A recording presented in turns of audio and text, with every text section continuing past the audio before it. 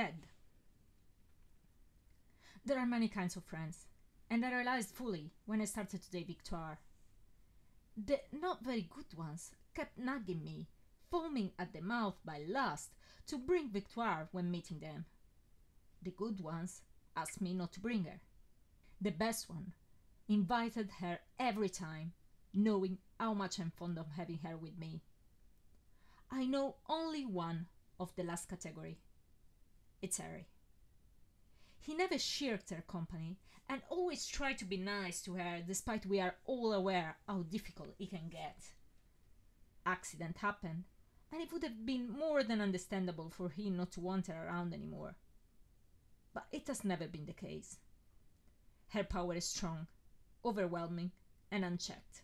It destabilizes even me, making me dizzy when she gets excited, and I'm not on my guard. It's not easy. Even sex has got its difficulties. When she loses control, it flows out of her unconsciously, making it impossible for me to resist more than a few seconds, or, in the worst cases, unleashes in me something beastly. I always ought to fight against it and withdraw from her quickly. It's scary. But we're working on it. Me trying to perfectionate my barrier, and her trying to check it as much as possible. Sometimes I miss the epic-go-lucky sex of my Hogwarts days, when I could look at my partner's body without preparation force, when I could have a walk with them without being bothered continuously. She's surrounded, and yet she stands alone in a circle, with only emptiness around. Her dazzling beauty blinds so much it creates a barrier that not many people can overcome. She suffers from it. I know she does. She's an amazing girl, but she has no way to prove it. She has barely any friends, and the few she possesses are so precious she would do anything for them, as she would do anything for me. I'm the only man who has been able to penetrate that barrier and get to know and appreciate her for herself. I'm the only man who sees her as a normal person instead of a sort of divinity. The only man who can look at her without blabbing nonsense. For this reason, I'm the most precious of them all. She loves me fully, completely, with a startling devotion. I know she would go mad if she should lose me. I'm not sure whether she would stand it. Victoire and Harry are very similar.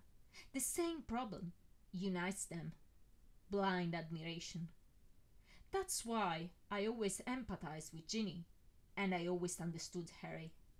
That's why I'm so worried now. The love he felt for her was a deadly cocktail made of profound gratitude for appreciating him as a person, unconfined passion, and shining dependence.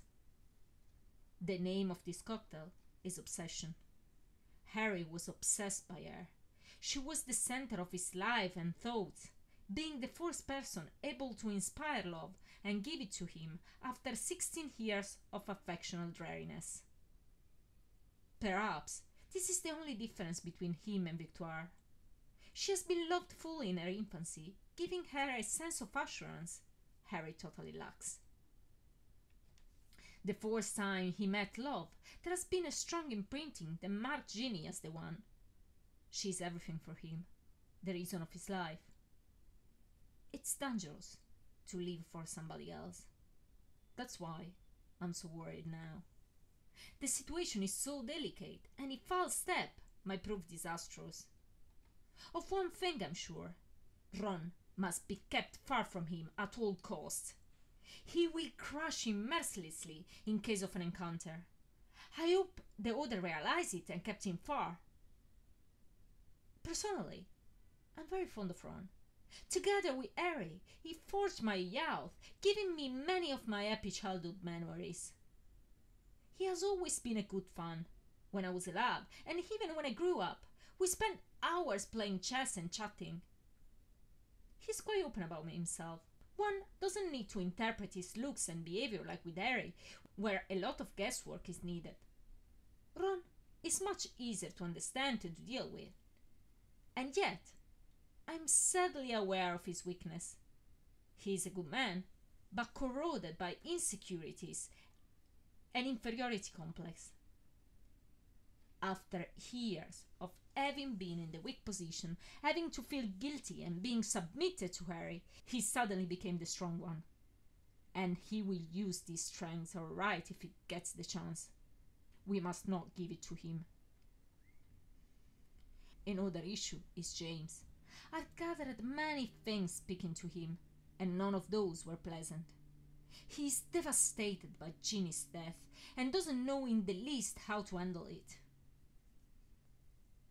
I tried my best, but San Mangos isn't the right place to affront certain topics with people coming and going every 30 seconds. I suggested him to have a walk, but he didn't want to leave Sunrise alone, and I detected as well a certain something slightly not right in the way he takes care of her. Altogether not surprising, all considering what this family went through. I've been to visit Harry every day during his coma, and honestly, I thought he would never wake up. It seemed so unlikely. I knew the only thing that could steer him back into consciousness was Ginny, and she was not there to perform that miracle. My wishes were confused and colliding. I obviously hoped he would wake up. Egoistically, I wanted him back. I wanted for myself, for Albus that clung to that hope like an anchor, and for everybody else. But to be truly honest, at the same time, a side of me hoped not. I tried to figure his awakening, and it hasn't been pleasant, like at all. I felt everything so strongly, I imagined it so vividly, a part of me hoped he would never wake up. All my intuition proved sadly right. His life cannot possibly be what it has always been. He will never get over what happened. His mind is too troubled to withstand it. I fear I will cope with it.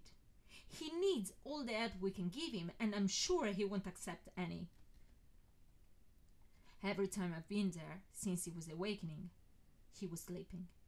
He doesn't seem that normal to me. I asked the nurse in charge, and she told me the healer has been forced to give him some sleeping potions. All outside that is natural sleep. It seems dodgy to me.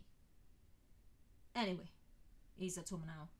Apparently, against the healer recommendation, left the hospital at night time. Albus told us. He was wrecked, the poor boy. This is the moment when he would need the father, and Harry is not able to do his part. I must intervene somehow. I realize how important I am for his mental well-being. I'm not being arrogant or anything. This is just how it is. Something must be done. I spoke with George. He told me what happened. He told me he doesn't want to see anyone of the family. But really, I'm not one of the family. I'm not a Weasley. I'm a Lupin. It's already sometimes in front of his door, staring at the plain wood. If you should ask me how long though, I wouldn't be able to answer. It might be seconds, probably minutes. It feels like hours, but it's so freezing. Even time has stopped. All the lights are off. The house desolately still, announcing the loneliness surely residing in the side. I tried already to knock a few times, but he didn't come at the door. He might not be at home, of course, but somehow I doubt it. I slip my back against the door, sliding down on the hard concrete floor. I rest my head against the sturdy wood, looking at the dark cloudy sky. There is so much light coming from the lamp in the street that, notwithstanding the clouds, it would be anyway impossible to see stars. My breath transforms in a white vapor in front of my face. Half-heartedly, I knock once again, not expecting anything better. Great is my surprise when Harry's voice reaches my ear. Who is it? It's me. Ted, would you let me in? Some seconds ran away, and I cannot stop my heart to beat a little quicker, hoping to receive a positive answer. Go home, Ted. It's what I get in the end. I want to talk to you. I don't want to talk. I want to be left alone. This voice, coming from behind the door, is not angry, nor unnerved. It's not shouting and there is no severity. It's only a broken, low voice, almost pleading, so conflicting to what it just said. I only want to talk to you for a bit, then I'll go away. I say, my mouth almost against the door. Ted, please, go away. I won't go away. I'll stay here the whole night if necessary. A pause follows, and then, be my guest. As I hear some unsteady steps walking away, and then a crash. I rest again my head on the door, thrusting my hands in my sleeve. I wore very warm clothes as I was planning perseverance, but it is nevertheless really cold tonight. I don't care though. I won't give up so easily.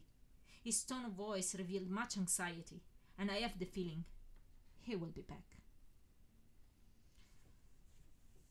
I scoop my legs against my chest to try to keep warm, thinking about Victoire.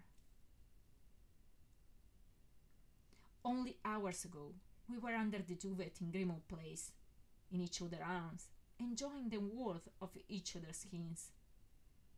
I was playing with the lock of her silvery hair, thinking distractedly about Ginny and Harry, imagining, against my will, what Harry was probably feeling at that moment.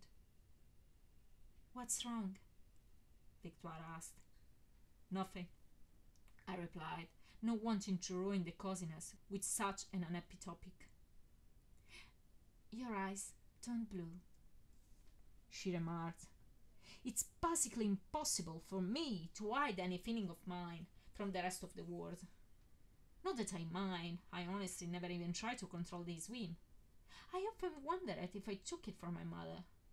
I wonder if it was the same for her. I'd like to ask Grandma, but she always turns sad when I mention her, so I don't. I don't want her to grieve uselessly. I asked Molly and Hermione, and each of them told me something. Not much, not new or in depth, but I formed a rough idea of which kind of person she was. Our place is full of her anyway. I even found an old diary in her room of when she was a teenager.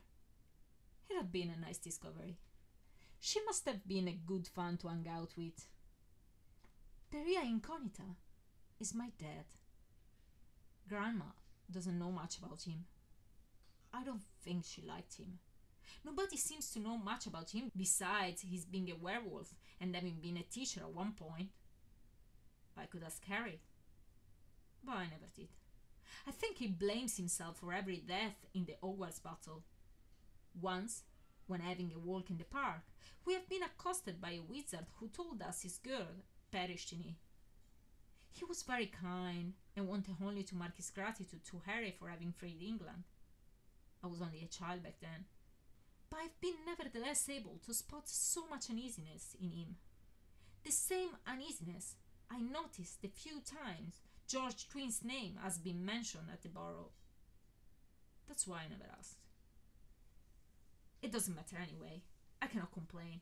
I didn't get my parents, but I had anyway at least 2 fathers, several mothers, some older and many younger brothers. Despite that knowledge though, time to time, I cannot stop myself from thinking that somehow, to have so many, it's very similar to have none at all. To belong to everybody also means not to belong to anybody. I think Harry, wanting to preserve me from experiencing that feeling, probably so familiar for him, strived on every occasion to make me feel part of his family. And probably, because we share the bond of being orphans, he has always been the closest to me. He has indeed represented to me an older brother, not much of a father, but surely the best of mates. I was thinking about Harry. Her expression saddened considerably. Her expression saddened considerably. Are you going to try to visit him? Tonight. She nodded. Go as soon as you can, she entreated, slipping a bit more under the duvet. If it was me, and you died, she continued, pressing her forehead against my chest. But she didn't finish the sentence.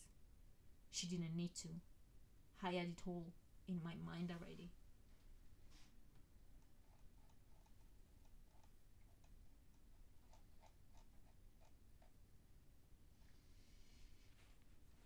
I don't know how long exactly I've been waiting here. I could check my watch, but I don't dare to take out my hands from the sleeves. It's too cold. As I'm stuffing my nose between my knees to try to keep it warm, a low voice comes to me. Ted, are you still there? Yes, Harry, I'm still here. No answer comes for a while, and when about to speak, I hear it again. How are you? I'm fine. What about you? Your voice is shaking. It's a bit cold here, but never mind. You should go home. You should open the door. It's for your own good. Likewise. The silence stretches on, but I know he's still there. I can feel his shoulders against the door just behind mine. Ted, if you stay on my side, you are only gonna pay. Don't you understand? I don't mind. Victoire might. She wanted me to come here. And again, the silence. This time, it goes on for a longer time. Ted, are you still there? Yes, Harry. And there is another faltering pause. A pause that speaks anxiety, fear, and so much grievance. I'm terrified of being alone. You are not alone. I must stay alone, for everybody's sake. You should allow everybody to decide what's their sake. Silence, but this time for a shorter time. You should go home and not come back anymore. I told you already I won't. I'll stay here until you open this door. You'll freeze to death. It's a possibility, I say, chuckling. The quivering is so severe now, I find myself chattering my teeth. I hear a swish from the other side of the door, and steps as he walks away. I stuff my nose between my knees, again trying to master the tremble. I must keep it on. I cannot give up now. A sudden sound makes my hopes bold, thinking Harry might have decided to open the door. But I realize straight away I'm mistaken. The sound is coming from my right. Harry, unshaved and quite wild looking, eyes all ringed red, is opening the window. Before I can speak, his wand is against me. I'm sorry, Ted, but it's for your own good. I know what he's about to do, and I must stop him. I know I've got only a split second, and my mouth is open ready to say something. Whatever, really. It's only to stop him. Great is my surprise when from it, in all haste, is this that comes out. How was my dad? Harry staggers, and his wand lower a bit. What? He say, puzzlement on his face. How was my dad? I ask with more assurance. Now the sentence is out, I found myself very eager to have an answer from him. I see Harry undecided. He raises his wand as to shot, but then he lowers it again, as I hoped he would. Why are you asking me? Because you are the one who knew him better. I didn't know him much. No much, it's more than nothing at all. seemed struck by my answer, and for a moment his pensive still on the windowsill, the cold biting that doesn't seem to get through him, but it does to me. It's worth though, as I see him falters. He's looking for an answer, searching memories to give me a father, and I'm sure that he will let me in now. It's only a matter of time. I made the breach. He knows what it feels to be starving for a family, how incomplete it makes you feel not to know anything about them. But his face darkens, and, as he replies, I understand I made a mistake. He was a great teacher, and a good man, and he died because of me. The same as your mother. I won't allow it to happen to their son too. They'd never forgive me. His wand is swiftly against me, and I have no time to stop him. There is only a white jet of light, and then it's all blank.